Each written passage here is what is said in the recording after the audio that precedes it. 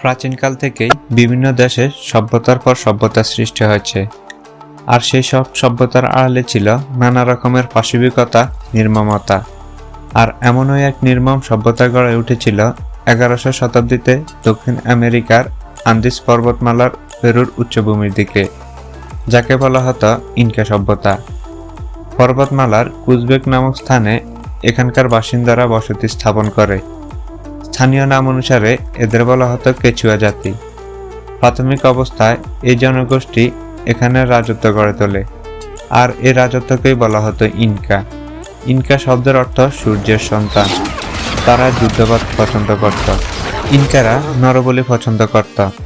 তারা দেবদেবীর সন্তুষ্টির জন্য কাপাকোচা নামক বিশেষ অনুষ্ঠানে শিশুদের বলি দিত।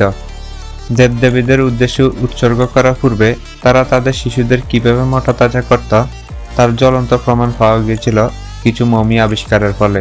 1995 সালের সেপ্টেম্বর মাস। মাউন্ট এম্পার্টোতে তখন বরফ গলে গিয়েছে।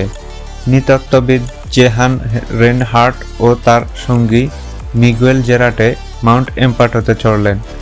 তাদের লক্ষ্য ছিল সেখানে সক্রিয় আগ্নেয়গিরিটাকে স্বচক্ষে অবলোকন করা। বরফে ঢাকা পর্বতে তারা ধীরে ধীরে এগিয়ে যাচ্ছিল ক্রমশ চূড়ার দিকে। এমন সময় সমুদ্র সমতল থেকে প্রায় 6000 ফুট উঁচুতে তারা কিছু অদ্ভুত জিনিস দেখতে পেলেন।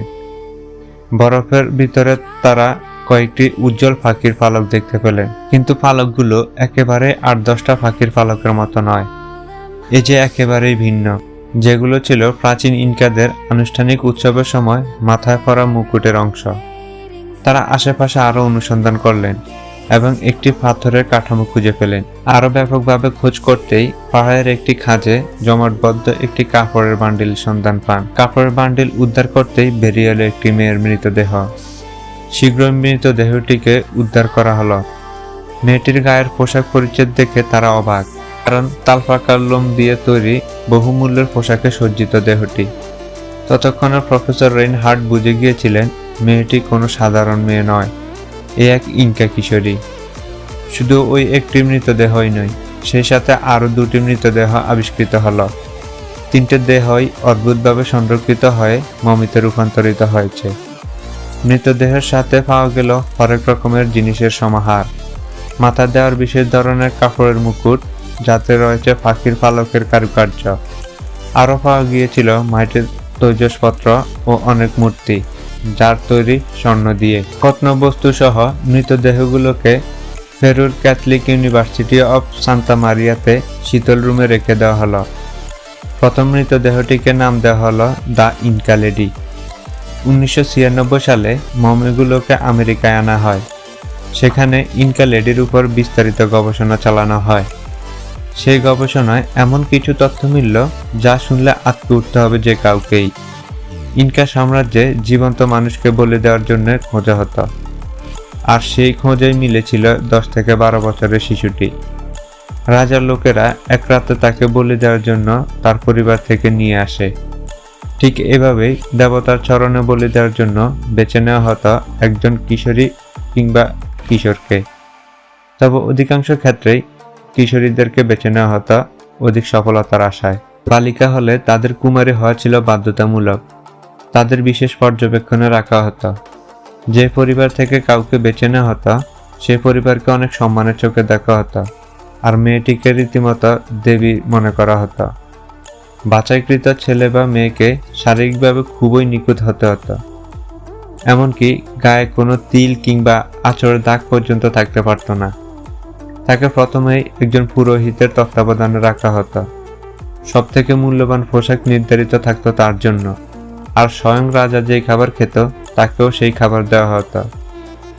তারপর চূড়ান্ত উৎসবের মাস কয়েক আগে থেকেই তাকে প্রচুর পরিমাণ অ্যালকোহল বা কোকেন খেতে দেওয়া হতো। বিজ্ঞানীরা মমিটিকে পরীক্ষা করে দেখতে পান মৃত্যুর 21 মাস আগে থেকে ওই ইনকা লেডির খাদ্যে কোকেনের পরিমাণ বাড়তে থাকে, আর মৃত্যুর 6 মাস আগে সবচেয়ে বেশি কোকেন খাবার হিসেবে গ্রহণ করেছে সে। কোকেন ক্ষুধা কমিয়ে ফেলতে সাহায্য করে আর রক্তনালীকে শঙ্কিত করে, ফলে দেহের তাপমাত্রা বৃদ্ধি পায়। প্রশ্বাসের বেগ বেড়ে যাওয়ার পাশাপাশি হ্যালোজিনেশন গ্রাস করে ফেলে ওই ব্যক্তিকে, ফলে তার স্বাভাবিক বিচার বুদ্ধি লোপ পেতে থাকে। নিজের স্বাধীনভাবে চিন্তা করার ক্ষমতাও থাকতো না তখন। আস্তে আস্তে সময় ঘনিয়ে আসতো, অন্যদিকে মদ আর নেশার পরিমাণ বাড়তে থাকতো, ফলে সারাক্ষণ নেশাগ্রস্ত হয়েই পড়ে থাকতো তারা। উৎসবের দিন সবাই মিলে নাচ গান করতে করতে মেয়েটিকে নিয়ে যেত বহুদূরে পবিত্র এক পাহাড়ের চূড়ায়। সেখানে সারাদিন নানা পর্ব পালন করে দিনের শেষে ফিরে আসতো তারা, কিন্তু মেয়েটিকে রেখে আসতো পাহাড়ের চূড়ায়।